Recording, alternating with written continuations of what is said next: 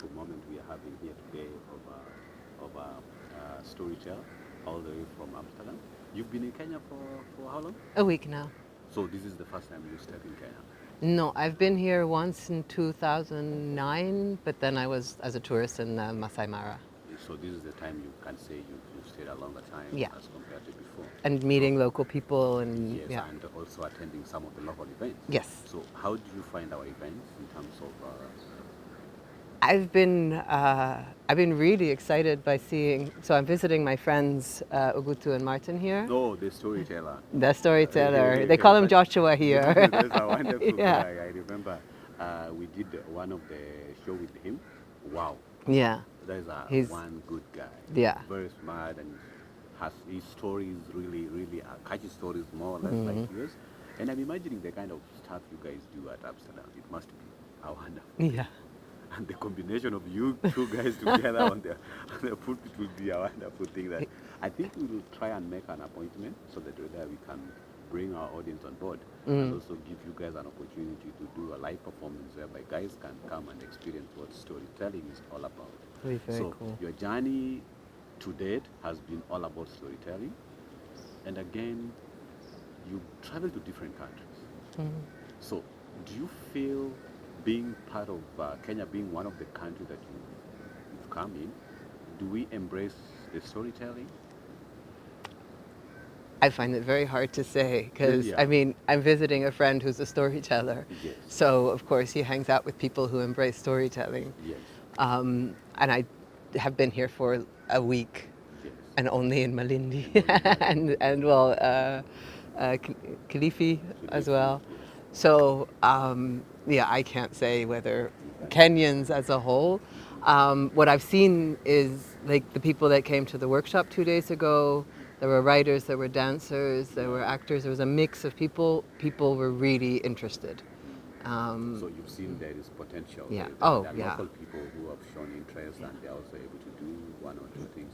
Maybe basically, do you think they need a kind of support or they need to meet people like you to be able to give them the morale, to be able to make them believe that whatever the track they're doing is quite good? I think generally, if there's just a setting where people can come together and listen to stories and share stories, Yeah. that it will grow by itself. Because stories are magic. You hear a story, it makes you think of a story, Yeah. and so the storytelling kind of starts rolling on its own. Like the evenings I started in Amsterdam or outside of Amsterdam and other cities, it starts small, but then people come and it grows, and you get more and more local tellers. And of course, it's always helpful if you have people from outside, because also like bringing Ogutu to my nights in the Netherlands, it opens people's eyes in different ways of telling, because he has the call and response, which we don't have in the Netherlands. In the Netherlands. So he brings this African call and response, which is amazing. Yes. So it always helps to bring people with different styles into, but it could also be local people with So different we styles. can say your interest of being a poet and being a storyteller started at a young age? Yeah, in a way, I wanted to be a writer when I was a child. I would make up novels and stories, and then I never wrote them. So I always thought I was a failed writer. Yes. And then I found out, as a storyteller, you don't have to write them down. So just I have to wasn't. store them. I just have to remember them, or like as movies. So I do make some pictures. I do draw some pictures to remember my stories. But yeah, so I thought, I used to think the only way to share stories was by writing, and it was to discover oral storytelling, which is a very lost art in Europe. It's still there, but it's growing again, but for a long time it was a lost art. I also got a privilege to talk to Ogutu, and I realized storytelling is part of one of the industry that can really generate income. And I think if we try and support our local, our youths into storytelling, they will be able to make a life out of it, a living out of it, and most probably be able to connect to the people. You said in your course you did more age whereby you feel there's a lot of the silence between the young and maybe the old, and that silence can only be bridged through maybe storytelling. So, what is your opinion to old age in terms of storytelling? Um, I think generally storytelling is ageless. It cuts across. It cuts across all generations. Um,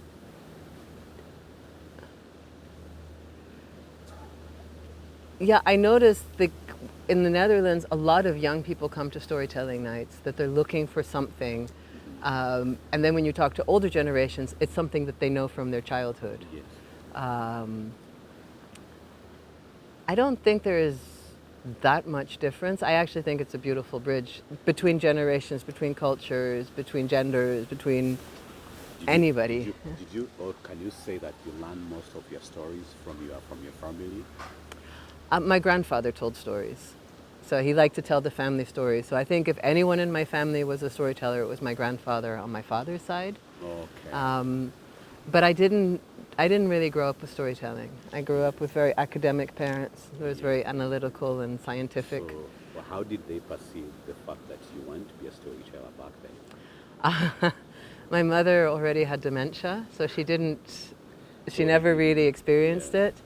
And my father, he really likes it. He's very proud. He tells people, my daughter is a storyteller. Yeah. But your mother would have not given it a lot of support at the beginning. I think she would have liked it as well. I think she would have loved to see me stand in front of a theater and tell Because stories. You mentioned most of the parents will usually compare it to education. They would want you study something like a lawyer, something like a doctor, something like a education. You get it, rather than going into the theater, going into the comic part. So I think here, if I would relate it quite well, we still believe that there are certain professions that maybe possibly have not been exploited so much, and we've not been able to see very successful people doing this thing. And that is why I started by saying, I wish the young people today would be able to see that whatever the talent you have, you can still nurture it into something so big and basically like a living out of it. Because when I was talking to Ogutu, I realized him being a poet started at a very young age. Despite doing everything, wanted to be a diplomat in a way, but he still find himself stuck into the world of poetry, and he has really made a fortune out of it. So the young people today, I'm talking of Kenya, I don't know the people in Amsterdam, but I believe the narrative is changing. You guys are trying to make us believe that whatever the talent you got, you need to stick to it. It can basically boom and you become someone. Because look at it, you're here today, and whatever you are doing to us here is quite an amazing. And trust you me, most of our audience will be so thrilled with your story to where you are today.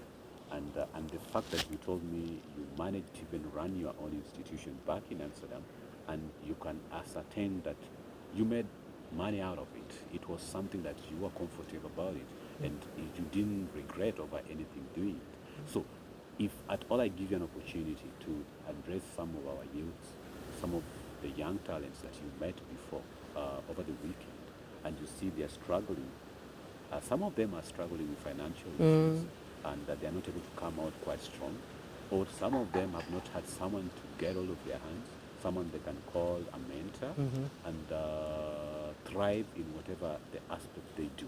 So in your own opinion, what would you advise them?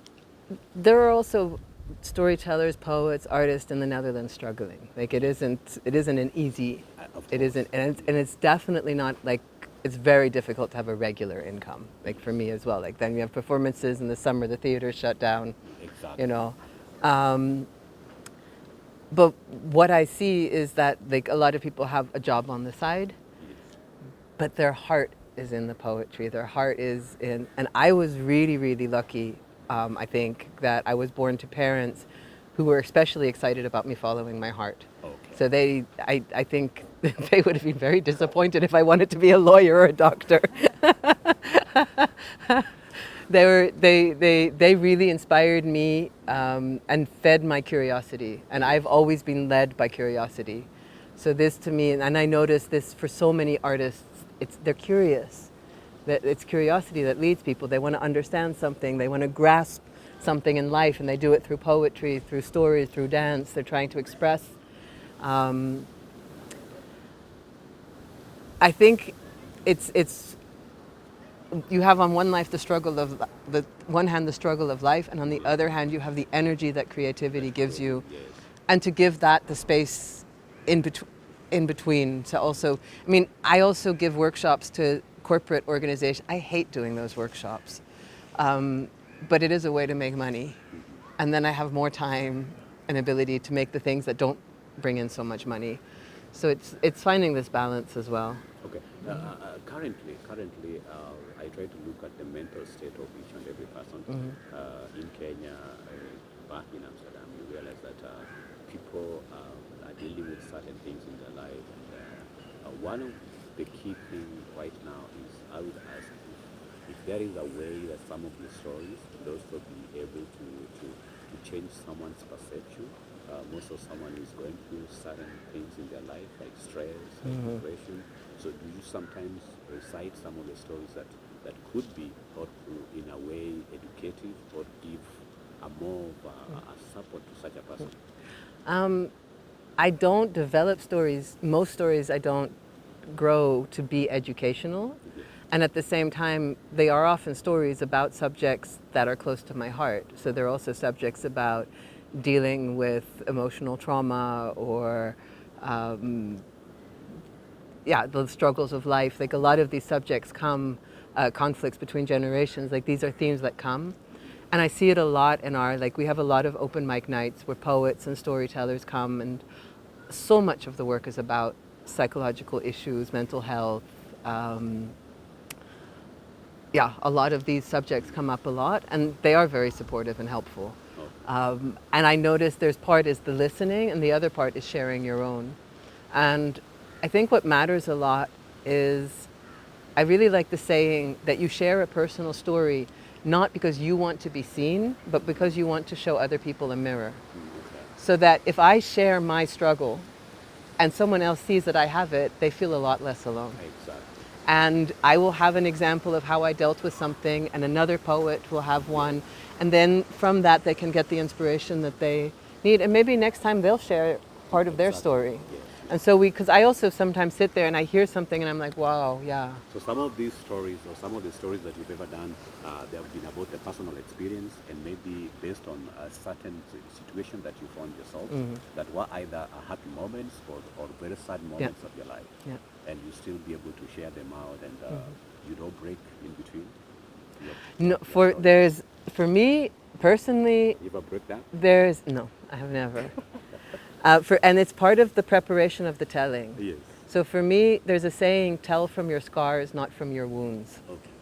And so for me, the importance is that I make sure I'm ready to tell a story. Because if I still have emotional needs, then I'm asking something from you, the listener, instead of giving you something. And the trick to knowing, is this something I have processed and healed from, is can I tell the story from other perspectives? So say my mother was not the kind of mother I needed as a child. In the beginning, you're very angry. Yes. And I am the victim of my mother's bad parenting. But if I really spend time with the story, I start to understand that she was the victim of her mother's bad parenting, and that she did the best she could. When I'm able to tell the story from her side as well, then I'm ready to tell my story, and I no longer break down, because there is love and understanding for her now as well. So for me, this is a large part of coming to a place before I'm ready to share a story. And in this process of growing a story, getting ready to tell it, there's a lot of emotional healing happening for me.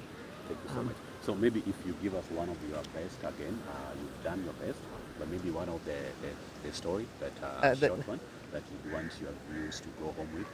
My shortest are like 5 minutes. I don't know if that's short enough. Okay. Yeah. That's okay. Yeah. Okay.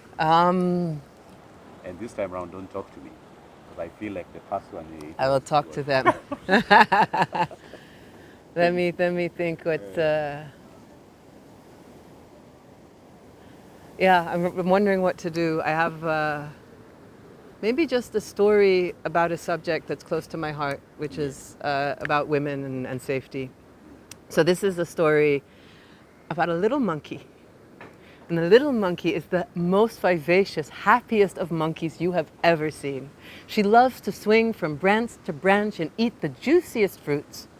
And her favorite tree is the big tree by the river with the branch that sticks over. And it has the juiciest fruit. And she likes to sit on the branch, and she can look all the way up and down the river. And under the tree lives her two best friends in the whole wide world, the two crocodiles. And they love her because she throws down the fruits when they're just at their juiciest and picks them before they start rotting. And they love her because they can have the best conversations, really deep, analytical, philosophical conversations, but also deeply personal, vulnerable, and even the silly banter and jokes that you have. And what only the best of friends can do, they can sit together in silence, each doing their own thing. There'd be the little monkey sitting on the branch looking out across the river, and the crocodile basking in the sun, and another bobbing up and down in the water. And it was on an afternoon like this that the little monkey suddenly said, "Oh, have you ever seen the source of the river?" And the crocodiles, they thought hard, and they thought, well, and they started to tell her that they had been many places, all the way up the river and down the river, and they described all the places they had been in great detail. And after much talking, they finally admitted that no, the source of the river they had never seen. Said the little monkey, "It must be extraordinary to see the source of all this water." And the crocodiles, well, they had to admit they'd never really thought about it. But now that she said it, yeah, it would be quite extraordinary to see the source of all this. "You know, I think I want to go find it." And the crocodile said, "No, no, no, no, no. We have traveled up and down the river. It is dangerous, dangerous. You do not want to go up and down the river. What you want is maybe to go to the other side of the river." Okay. What you want is to go to the other side of the river. You've never been there. You can explore the other side, and we can take you on our backs, and then we can take you back when you're done. Little monkey was like, "No, I can see the other side of the river from the branch. I want to go there, all the way, beyond anything I can see." And the crocodiles were, "No, no, no, no, no. It is dangerous. We have been up and down the river. There are beasts, horrible creatures with beady eyes and fangs for teeth that will rip you apart and rip your limbs from your body and eat you whole." Said the little monkey. And that was the last that she ever spoke of it. And the days passed in calmness. And one day, early in the morning, before the sun had properly risen and the crocodiles were still cold and not completely warm to the sun yet, they suddenly heard the little monkey say, "Well, I'm off to find the source of the river." And off she swung from branch to branch before they could even move or say anything to stop her. And off she was, gone. And from that moment on, the days passed, and the crocodiles, oh, they missed their little friend. They missed the juicy fruits and the good conversations and the jokes they had and sitting together in silence. And they thought of her often. And they would say to each other, like, "Oh, I wonder how she is. Is she okay, do you think? Do you think she found the source of the river?" And much time passed. I don't know how much, because crocodiles are very bad at telling time because they get very cold at night. But enough time to see the tree visibly grow, so it was a lot of time. When as suddenly as she had disappeared, the little monkey was back. And the crocodile swam up to under her branch, and they looked up and they saw, oh, she was very different than she used to be. She seemed a little heavy and depressed. That lightness and joy that she exuberation was gone. And she was missing the end of her tail. She only had 2 fingers on one hand and only one eye left. And they said to her, hey, did you find the source of the river? And the little monkey shook her head. No. And did you encounter the beasts? And with the tiniest of voices, the little monkey said to her best friends in the whole wide world, yes. Did you, when you warned me about them, did you know that they looked like you? And the crocodiles avoided looking her in the eye, and ever so slowly nodded their heads.